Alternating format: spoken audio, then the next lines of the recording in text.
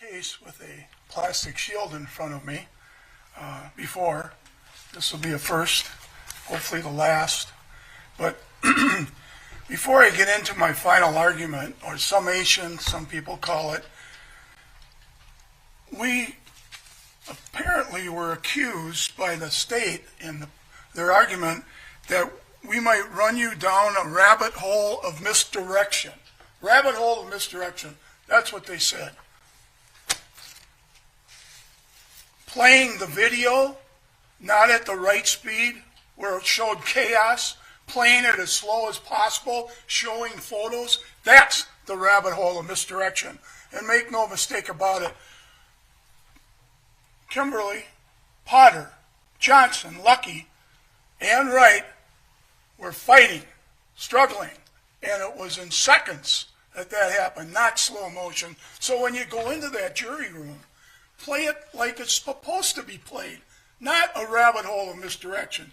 Rabbit hole of misdirection, no threat by Daunte Wright. He broke free from a law enforcement officer and took off in his car even after he was shot. No threat. Sympathy for Potter? Well, what are the photos of Daunte Wright doing up there with his child? Does that prove anything on this case? Of course not. They're asking for sympathy, not us. Johnson not worried at the scene? In final arguments, you're to rely on your own memory of the evidence, and not mine, not hers, your memory. Well, that isn't what he testified to. Not worried, she says. No, could not see Johnson. Well, ladies and gentlemen of the jury, the body-worn camera is here. Her head's here. She didn't have the camera on her head, and when she's leaning in, of course the body-worn camera doesn't see Johnson. But her head does, and she testified she saw him, and his look on his face like she never saw before. That's the evidence. They have the temerity to talk about Stoughton, a man who had the power to charge up to $93,000, who doesn't remember being a police officer. When I ask him about crisis, he wants to go back to the training field. The temerity of saying that cops, because they're a family, lie.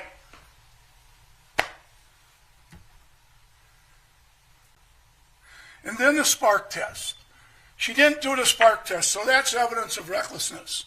What a catch-22, ladies and gentlemen. They also used the fact that she went to each and every training session, each and every one of them, and there was evidence from one person that she paid attention. Can you imagine if she did, and they're using that to say she's reckless. Can you imagine if she didn't go? Oh my gosh, they would call her criminal, reckless. She missed a session, but she didn't. And now they're holding that against her. What a catch-22 that is. So there, I'm not going to run you down a rabbit hole. I'm going to try to make a reasonable and sensible final argument based on the evidence.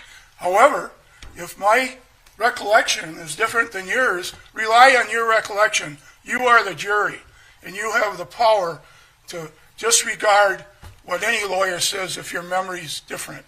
I'm not going to try and misstate the evidence.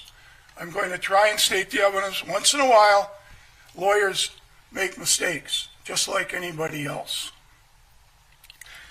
First thing I'm going to do, have a drink.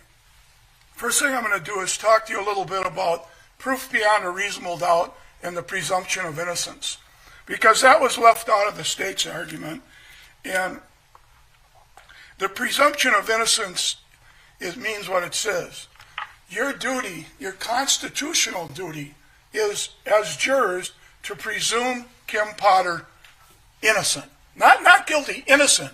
That she's innocent.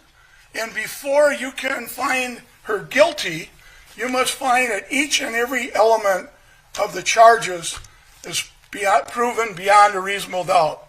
Beyond a reasonable doubt means what it says. It's a type of proof you'd act upon in your most important affairs of your life. And make no mistake about it, ladies and gentlemen. This is a most important affair of my client's life and ours. It's a type of proof, I believe, that 10 years from now, when you look at yourself in the mirror and you say, by golly, I did the right thing when I found Kim Potter not guilty of both counts. That's beyond a reasonable doubt. There's also one other constitutional right that's important, and that is a person's right to a jury trial. A jury trial like this.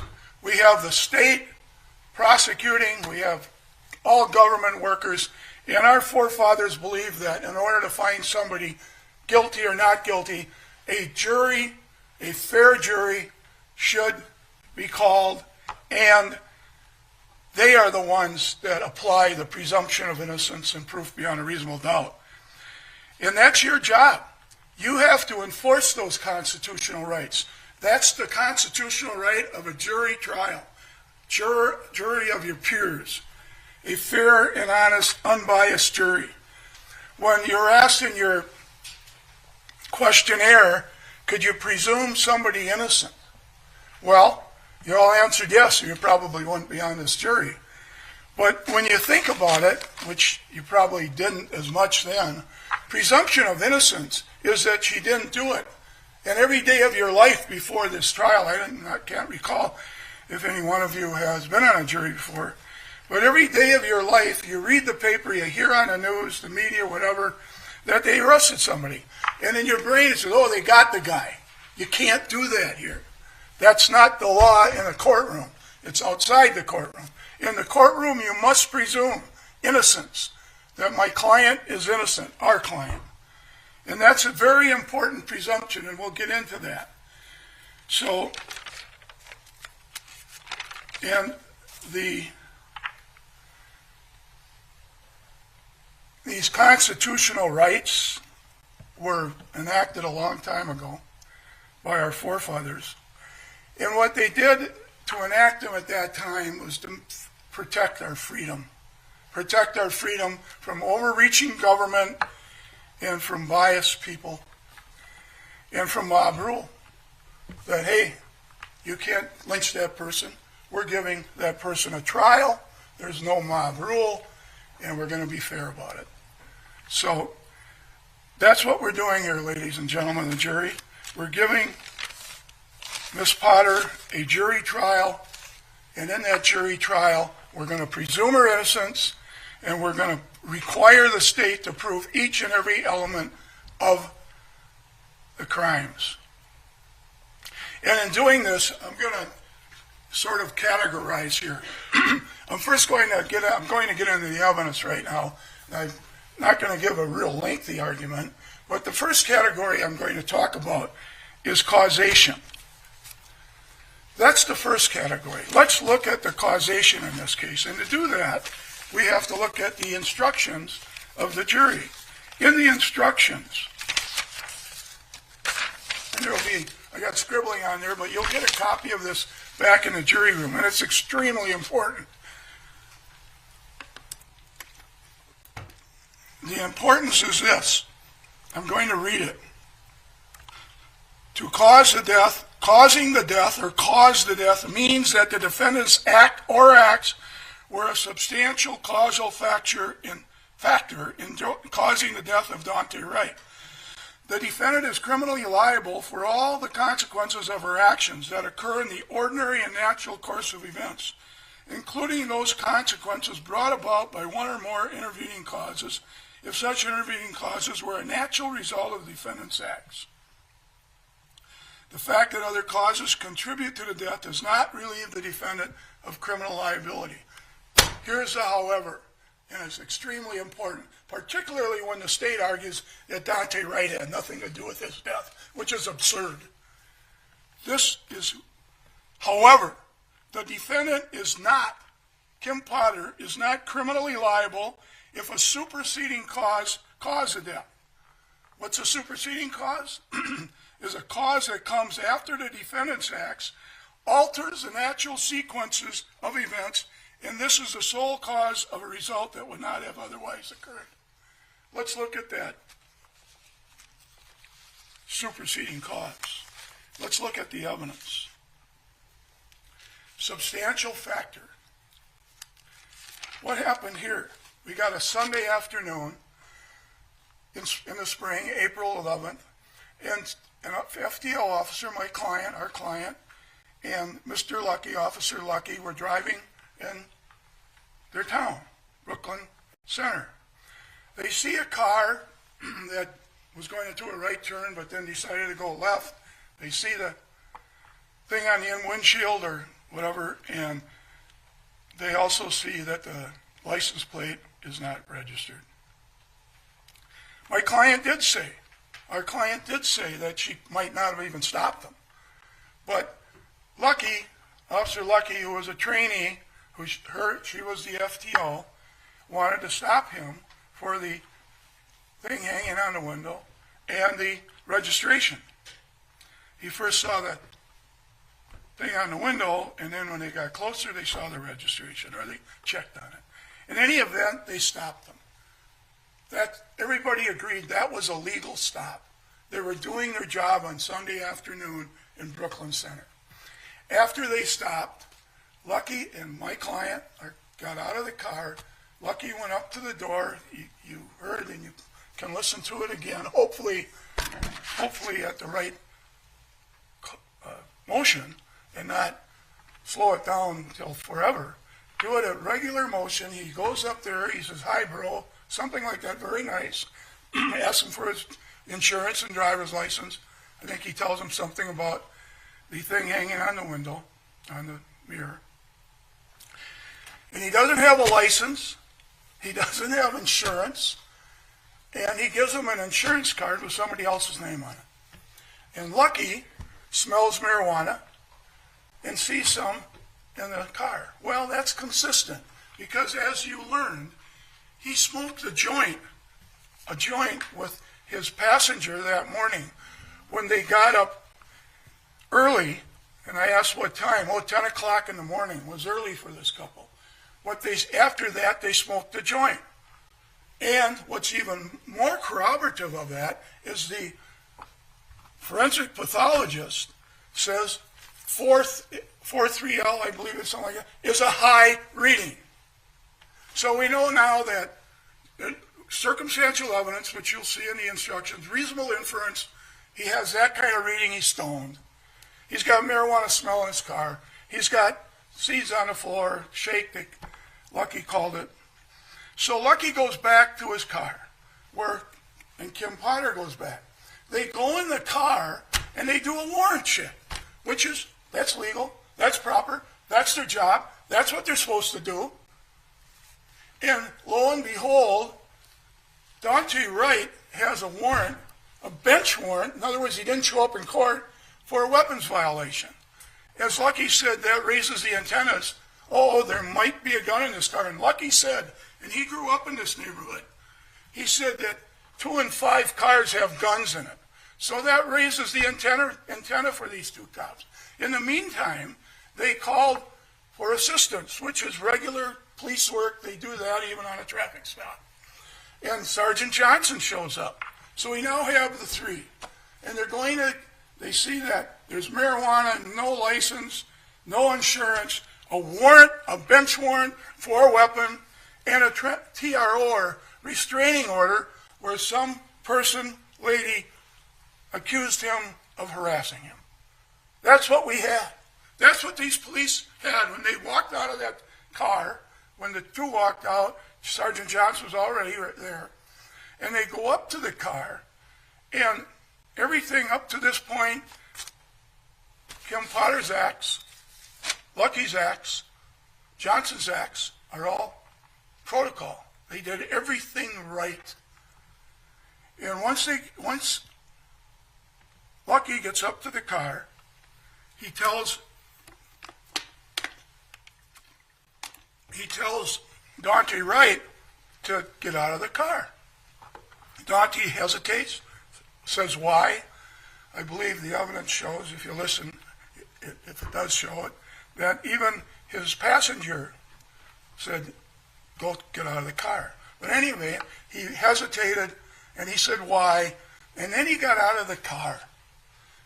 And Officer Lucky, being a nice guy, I mean, He could have taken him and thrown him against the car and put his knee on his neck. No, he said, put your hands behind your back. I'm going to handcuff you. And at the same time, Sergeant Johnson says, you have, and he wants to know why, you have a warrant.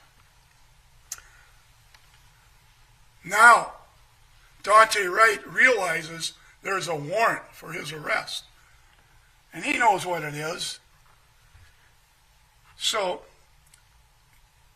within seconds, he all of a sudden breaks away. That's the cause, ladies and gentlemen of the jury. That's what caused this whole incident. If he would have gone and with the officers, been handcuffed, go to the squad car, go take your ride downtown, and it's over. That is called, as the law states, a superseding cause caused the death. Because everything after that, the officers did, they did to try and restrain him, try and stop him from leaving. And don't listen to Stout.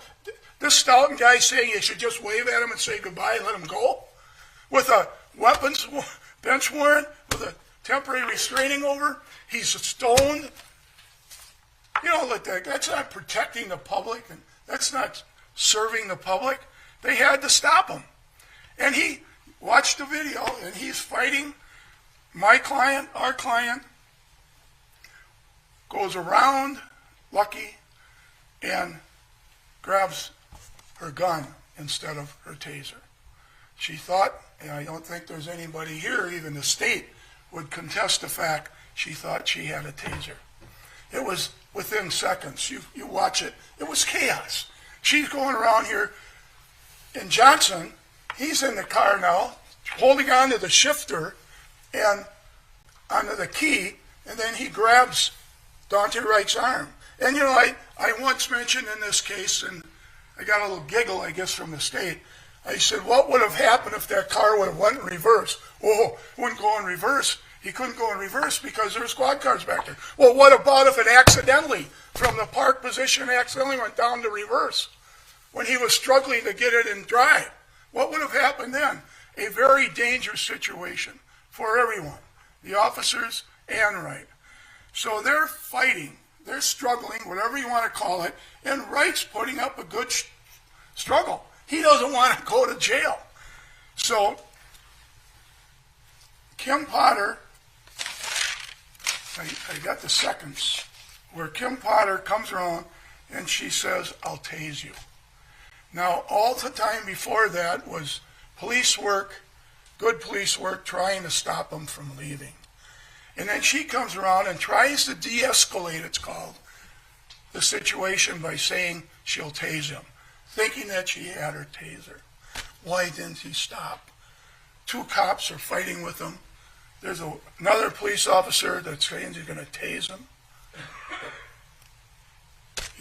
He didn't want to go to jail. He wasn't going to listen to these police officers.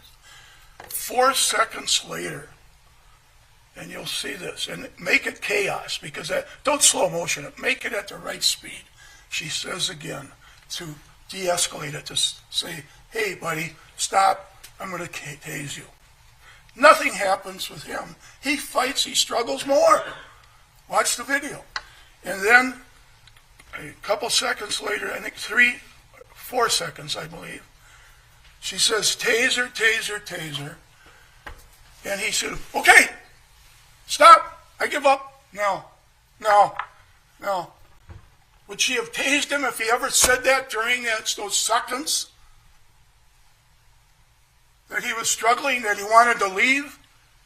Would he have said, I'm not going to go, I'm not going, handcuff me, I'll go to jail? No. And that's the cause. That's everything before that the police officers did as they were supposed to. In fact, it was a very procedurally right reasons for them. So, the causation, get my notes here, the causation was Daunte Wright. And, sometimes things happen that are unexpected, but they save a life or they save serious injury. Because when Kim Potter said, taser, taser, taser, that's a signal for the law enforcement officers to take their hands off him, which they did. And then a second later, she shot him, tragically. But she didn't know she had a gun either. And then he said, you shot me. And being alone, what does he do? Does he stay there and say, hey, help me out? He takes off then. And you see the video, he goes like a jet. He drives in danger. He's shot. He drives in danger. He really wanted to get away. And what you can reasonably infer from that, you can reasonably infer that he knew he was guilty of that weapons violation. And he didn't want to go to jail and run the risk of a criminal case. He left to get out of there. Unfortunately, and he was able to leave. He said, you shot me. He drove down. The forensic pathologist said he could have been alive for up to a minute. So you heard the crash. I believe it was about 10 seconds that the crash happened when he took off down the road. And that, what's really interesting here, and I don't know, jurors, you're probably wondering a little bit too, but why are we watching all this stuff about the car accident? Why is that part of this case? Kim Potter didn't drive that car down there. Kim Potter didn't tell him to drive that car down there. He, on his own volition, while he was alive, drove down there. He should have stayed. Maybe he would have had some medical help from the officers Potter, Lucky, and Johnson. Think about it. Yet they show all of this. They show the poor ladies, the lady, Miss Lundgren, and her husband's and physical health, bad physical health. They show that. They show her daughter, and it's all got nothing to do with this case. But you know why? You know why they're doing that? They're trying to run you down the rabbit hole, as she says. They want sympathy. They want sympathy. They want to blame that on our client. Think about it. How could she be at fault for that? He purposely decided to drive away. He just didn't want to go to jail. So that's the superseding cause. The judge will instruct you, as it is here. It's the last sentence. I'm not saying something that's not there. A superseding cause that comes after the defendant's acts. Her acts were all legal. Everything she did was legal. And then he tries to break away. And consciously, she thought she was doing the right thing. So the state, that's an element too, by the way. I don't know if I mentioned that, but the element for this case, for both crimes is, second, the defendant caused the death of Daunte Wright. Kim Potter caused the death of Daunte Wright. The death of Daunte Wright was caused by the defendants committing a reckless handling of a use of firearm. Cause. And that's in the second elements of manslaughter too. The defendant caused the death of Daunte Wright. So I could stop right here, because if you presume, which you have to do, if you presume that she did not cause the death, which you have to do by the presumption of innocence, did they prove beyond a reasonable doubt that she caused this death? No. Daunte Wright caused his own death, unfortunately. But those are the cold, hard facts, the evidence. So I could sit down now because they didn't prove that element, but we're going a little bit further. I apologize, it'll be a little longer. And the second issue that I'd like to talk about is the authorized use of force. And the authorized use of deadly force is the first defense. And the state has to prove that they have the burden, and I'm going to read it to you. The defendant is not guilty of a crime if he used deadly force as authorized by law. This is important. To prove guilt, The state must prove beyond a reasonable doubt that the defendant's use of deadly force was not authorized by law. And when you look at that, you also look at the presumption of innocence. And you must presume that she had a right, authorized use of deadly force, that she had a right to do it. That's the presumption of innocence, and the state has a burden to prove beyond a reasonable doubt that she did not. And the other interesting factor that wasn't mentioned is that you can't hindsight these things. You can't say to the officer, well, now, wait a minute. You didn't spark your gun or your taser. You went to all those training sessions, so you should have known it was a taser, or gun, not a taser. It's not should have known, and we'll get to that. But let's first look at defendant's authorized use of deadly force. First off, there was a vague argument that the officers are a family, so they're lying. They're not telling the truth. They're helping Kim Potter out. They're a family. Come on. You saw all of these officers. Were they professional? Yes, they're college graduates. They came before you and told the truth. They weren't impeached by anything. A family? Major Johnson is no longer in Brooklyn Center. He's down in Goodhue County, down in Red Wing. He's a major down there, head of patrol. Is he the kind of guy that would lie about something? No. And the other officers? The commander. Is he part of the family? No, he knows her. He thinks he's a good cop.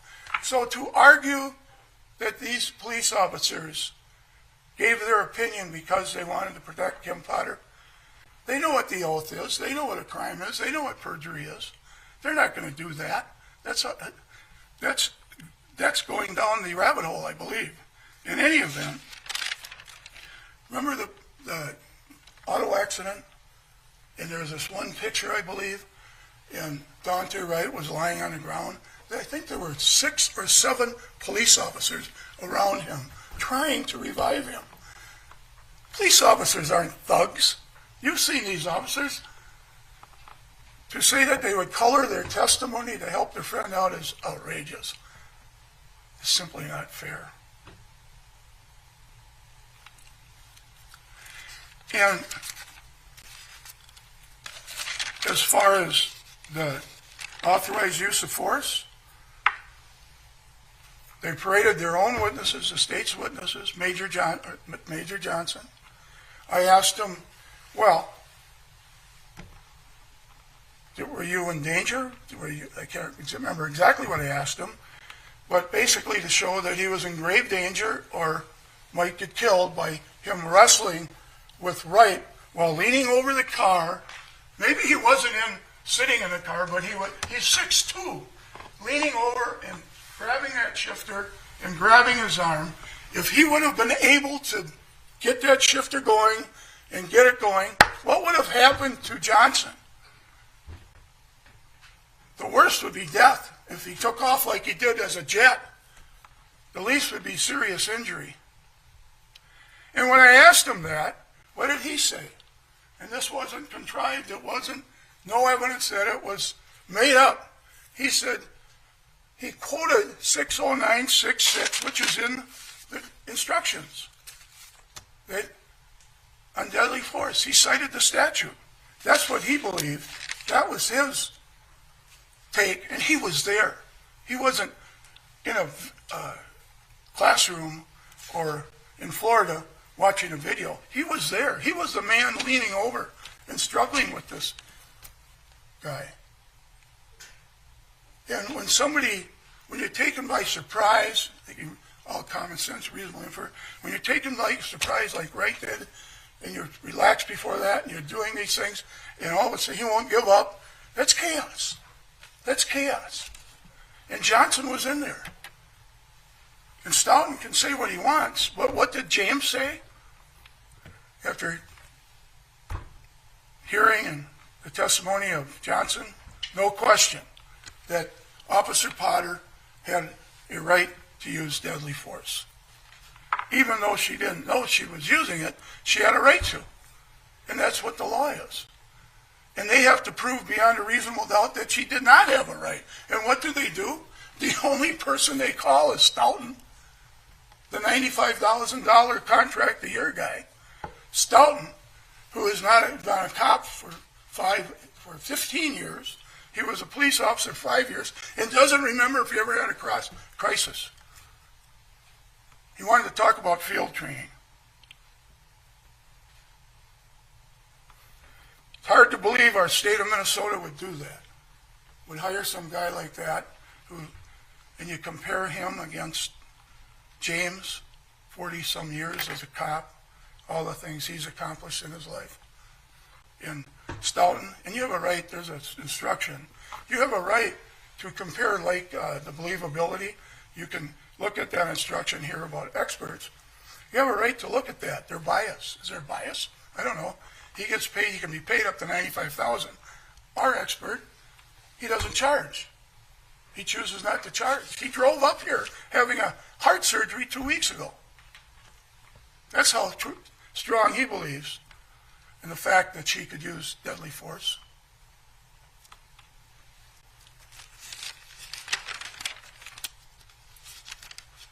Lucky. He also, he was here, he was in it, he was involved in this struggle. He said that Kim Potter isn't going to jail. She's not going to jail. That's what he said. In his opinion, Kim had a right to use deadly force. But we don't stop there. Then we have Fluslin. Garrett Fluslin, a commander, been in the Navy 10 years, 21 years as a police officer. He's the commander at Brooklyn Center. And he said, on the hypothetical I gave him, and it was a hypothetical exactly, and you can check your notes, you can remember his testimony, the same hypothetical that happened at this scene. And he said, yes, she could use deadly force in that situation. That's two of their witnesses. Then we've got Gannon. We call Gannon the chief of police, ladies and gentlemen, a man who was in the Marine Corps, a man who fought in battle for our country, a man who wanted to give Kim Potter due process, and he got terminated for it. Think about it. He takes a stand. He gets the same hypothetical. Yes, deadly force. They have to prove beyond a reasonable doubt that she did not have a right to deadly force. We've just proven through 3 witnesses that she did under this circumstance.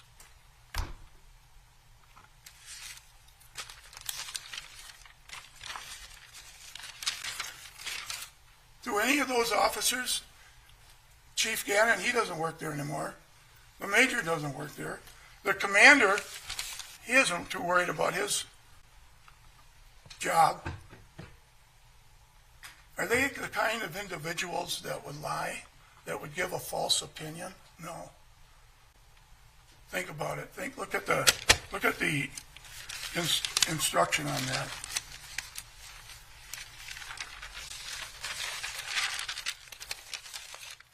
But we're not done there. I have another. There's 2 absolute reasons why she's not guilty. Absolute. She didn't cause this, and she had a right to use deadly force. We proved it. And all we have to do is establish reasonable doubt. They have to prove it under reasonable force. But we have another one. The third reason that there's an acquittal here and not guilty is because of the statutes. And the state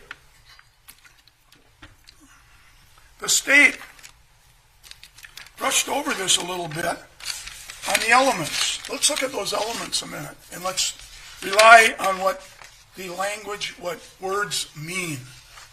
So we go to, I'll get it.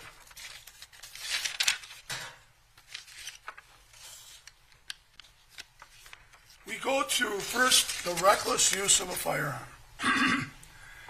We've already talked about the cause of death. That's one element they didn't prove. But there's also 2 definition of reckless. You'll see when you read these. And a person acts recklessly if under the totality of the circumstances, she commits a conscious or intentional act in connection with the handling or use of a firearm. Conscious. Conscious, we all know, means being aware you have the firearm. You have to be aware of it. How could you recklessly handle it if you don't know you have it? And there's no evidence that she knew.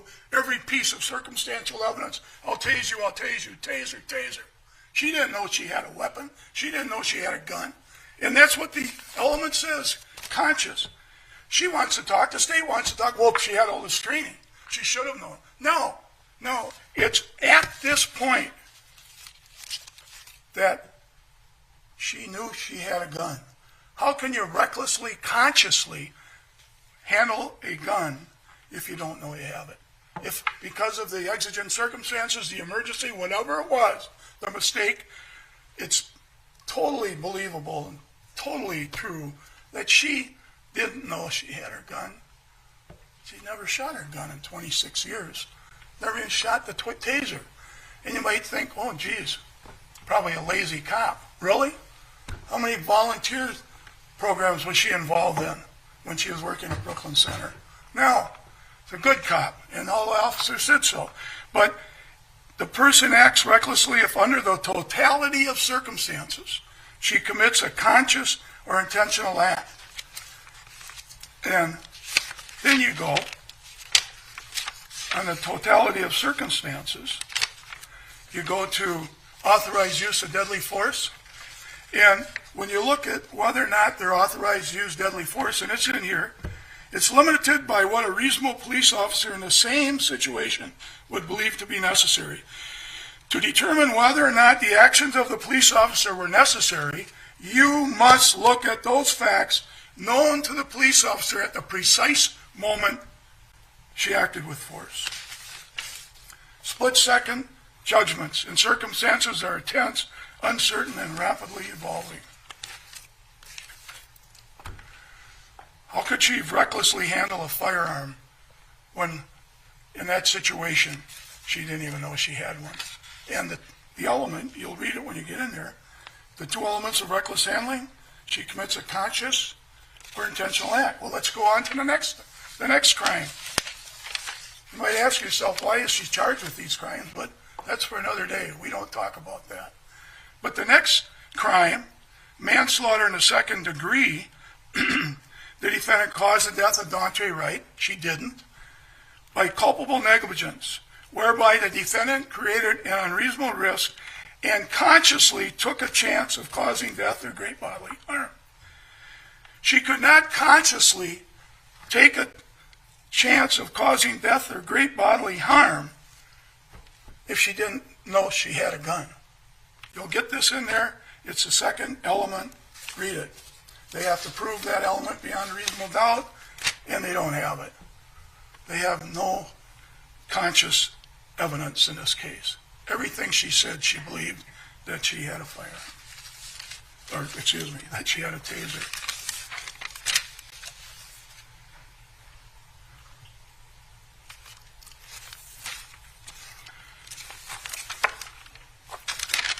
The next area, another basis for acquittal for not guilty, is the simple answer, mistake. She made a mistake. The company that makes tasers recognizes that they, even though they do all these things to guard against it, they have the police officers sign a piece of paper saying that they understand this and that. They do that so they don't get sued. But you could be trained forever, and under exigent circumstances, you can end up making a mistake. We called Dr. Miller. Dr. Miller, we didn't hear anybody saying he wasn't a professional psychologist who deals in mistakes like he did. He talked about the brain power. I'm not going into all that. Frankly, I didn't understand all of it, but I do understand this, that in the walk of life, nobody's perfect. Everybody makes mistakes. And some of those mistakes are small mistakes, but some of them are very serious. And she obviously made a mistake. She It's called an action error. He explained that, how the brain, the dominant brain, takes over the other brain, and you draw your gun instead of your taser. You know, and they mentioned doctors.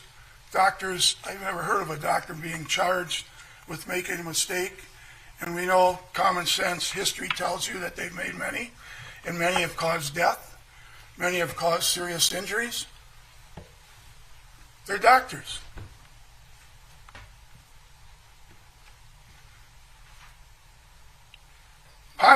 Pilots make a mistake, the plane crashes, everybody's dead.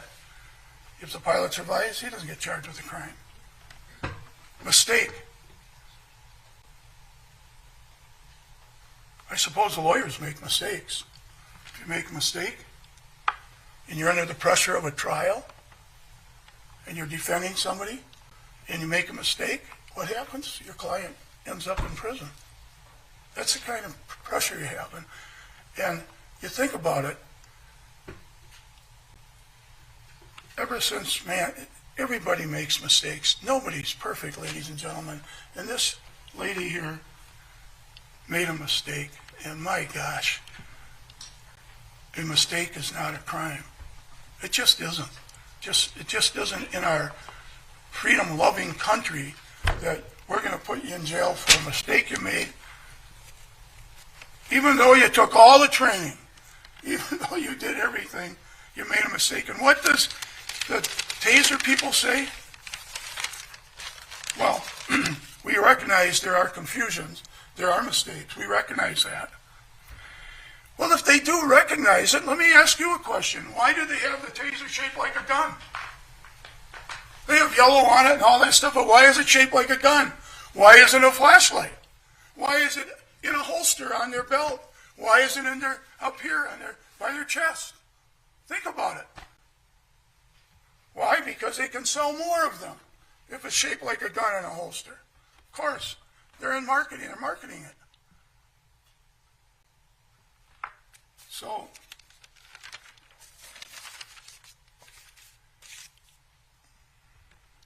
and when you look at that mistake that she made, you look at the character witnesses we called.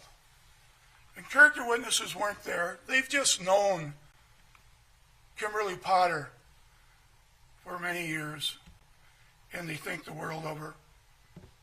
And they say that she's a peaceful person, not a bully. She's never been accused of a abuse of force, of being a bully cop in 26 years. That's a record. Believe that. She's peaceful. And she's a law-abiding person. You heard the witnesses. One witness said she was like my mother when he was a neighbor of hers. And one of the reasons that you are a good person throughout your life is when something like this happens. When you're falsely accused of a crime and you're innocent, you go back and you say, oh my gosh, I've been a good person all my life. I want to get some people that know me and have them tell the jury that I'm a good person. That's one of the reasons you are a good person. You want to rely on your reputation. And on, by the way, in the instructions you get, there's a instruction. Character evidence. In case you've heard, excuse me, in case you have heard evidence as to the character of the defendant, you should consider such evidence with all the other evidence in the case in determining whether or not the prosecution has proven the defendant's guilt beyond a reasonable doubt. So our law, our jury instructions recognize that a reputation, character evidence is important in a criminal case.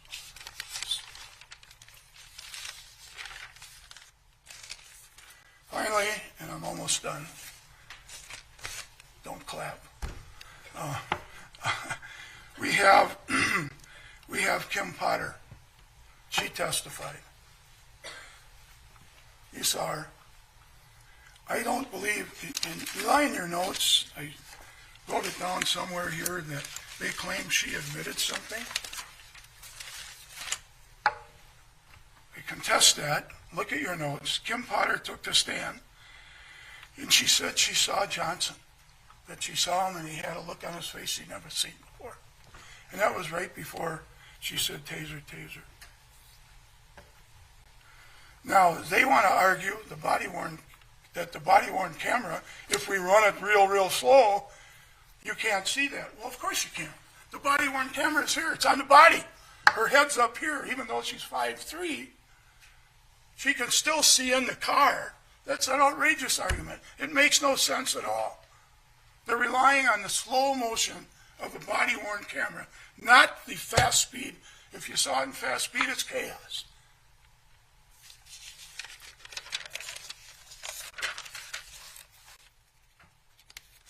And then she tells you about why she became a police officer.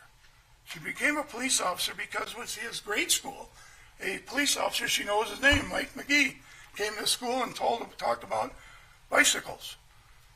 She decided that day to be a police officer.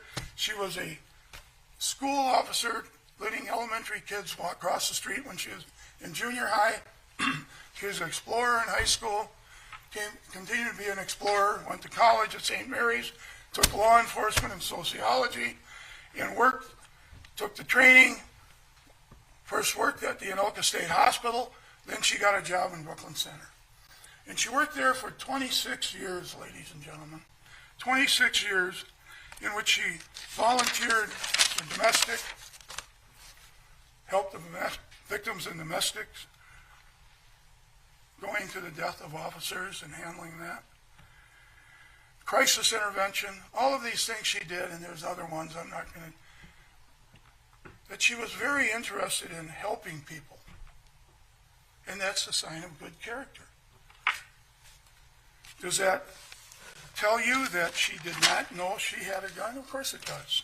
Does that tell you that she used reasonable force, deadly force, because she saw Johnson?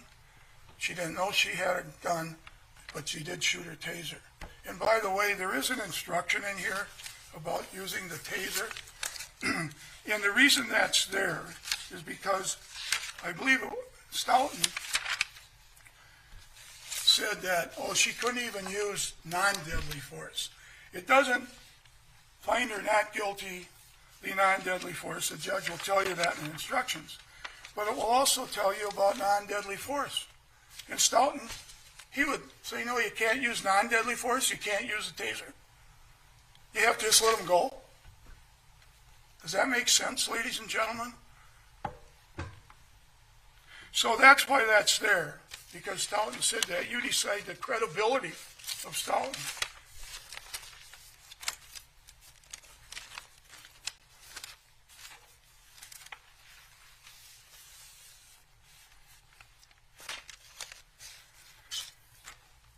That's it. I'm done, ladies and gentlemen. I probably will sit down and remember 10 other things I should have said, but